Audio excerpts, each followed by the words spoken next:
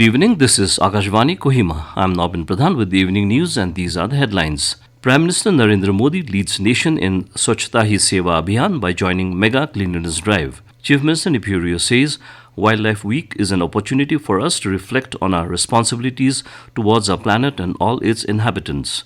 Gross GST revenue collected in September amounts to 1,62,712 crore rupees and International Day of Older Persons being celebrated today. Now the news in detail. Prime Minister Narendra Modi today led the nation in Swachhata Hi Seva Abhiyan by joining a mega cleanliness drive. Modi joined the campaign with fitness influencer Ankit Bayanpuria and cleaned the garbage and waste and interacted with him, where Ankit stressed on the need for fitness. In a social media post, the Prime Minister shared a video of his interaction with him during cleanliness activities. As part of the Ek Tarik Ek Ghanta Ek Saath initiative for cleanliness, people across the country today participated in a mega cleanliness drive on the clarion call of Prime Minister Modi. Modi had appealed to the citizens for 1 hour of Shramdan for cleanliness drive at 10 a.m. today to pay tribute to Mahatma Gandhi on the eve of his birth anniversary. In the last Mann Ki Baat program, the Prime Minister highlighted the importance of Swachhata Hi Seva Abhiyan, urging people to join hands and take out time for a mega cleanliness drive today. Citizens from all walks of life took part in cleaning activities at public places including market spaces, railway tracks, water bodies, tourist locations and places of worship across the country. In the national capital, BJP President JP Nadda, union ministers and other leaders participated in Swachhata Abhiyan. Over 6,40,000 sites were adopted for Shramdan from urban and rural India under this mega cleanliness drive. A large number of resident welfare associations also came forward to volunteer for Shramdan in nearly 1 lakh residential areas. Chief Minister Neiphiu Rio has said Nagaland is endowed with a rich wildlife and biodiversity. However, without realizing their true value, we have destroyed large part of this natural wealth.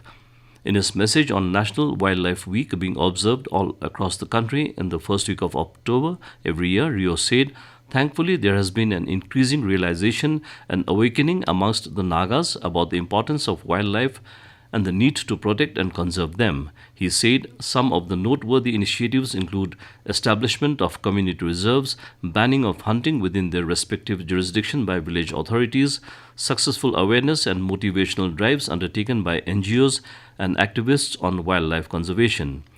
Rio also mentioned about the success story in protecting the migratory Amur falcons, which is well known to the whole world now. Rio said Wildlife Week is an opportunity for us to reflect on our responsibilities towards our planet and all its inhabitants, including ourselves and the future generations.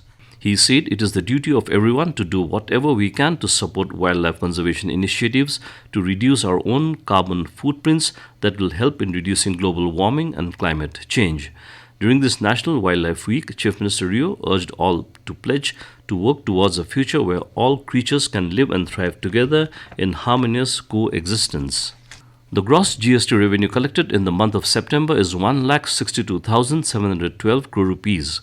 Out of this, CGST is 29,818 crore rupees, SGST is 37,657 crore rupees, IGST is 83,623 crores, and cess is 11,613 crores. The revenues for September are 10% higher than the GST revenues in the same month last year. During the month, the revenues from domestic transactions are 14% higher than the revenues from these sources during the same month last year. It is for the fourth time that the gross GST collection has crossed 1.60 lakh crore mark in 2023-24. International Day of Older Persons is being celebrated today. It is observed on October 1 every year that recognizes the invaluable contributions of senior citizens while shedding light on unique challenges they face.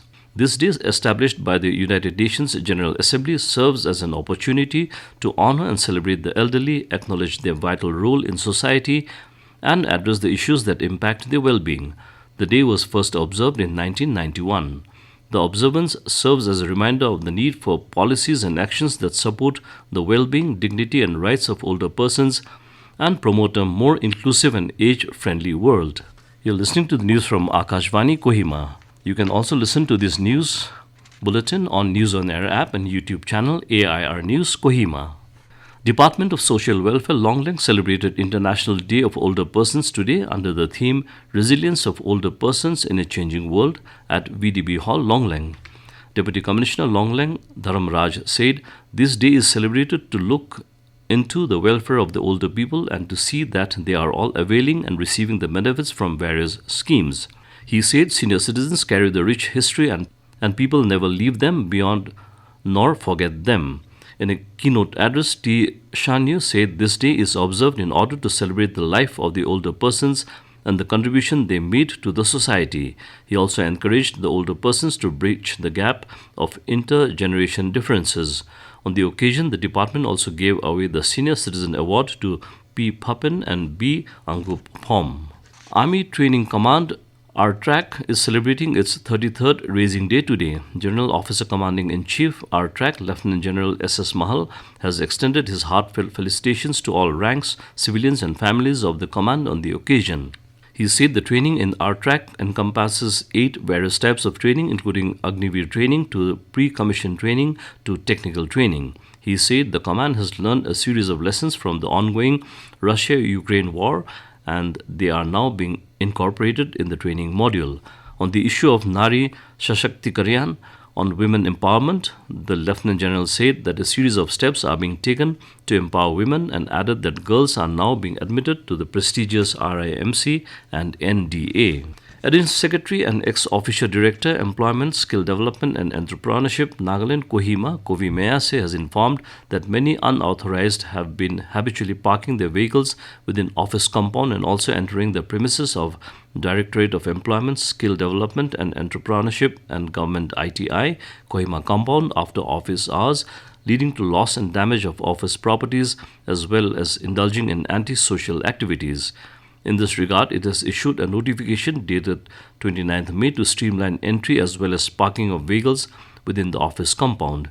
Therefore, entry of persons after office hours and parking of vehicles within the office premises will be regulated and defaulters will be reported to the appropriate authorities for necessary action.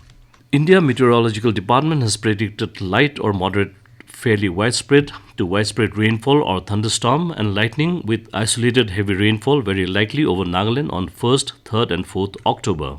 Meanwhile, Kohima today recorded a maximum temperature of 25.6 degrees Celsius with 13.6 as the minimum temperature. And to end the news, a reminder of the headlines. Prime Minister Narendra Modi leads nation in Swachhata Hi Seva Abhiyan by joining mega cleanliness drive. Chief Minister Neiphiu Rio says Wildlife Week is an opportunity for us to reflect on our responsibilities towards our planet and all its inhabitants. Gross GST revenue collected in September amounts to 1,62,712 crore rupees and International Day of Older Persons being celebrated today. And that's all the news we have for you this evening. Good night.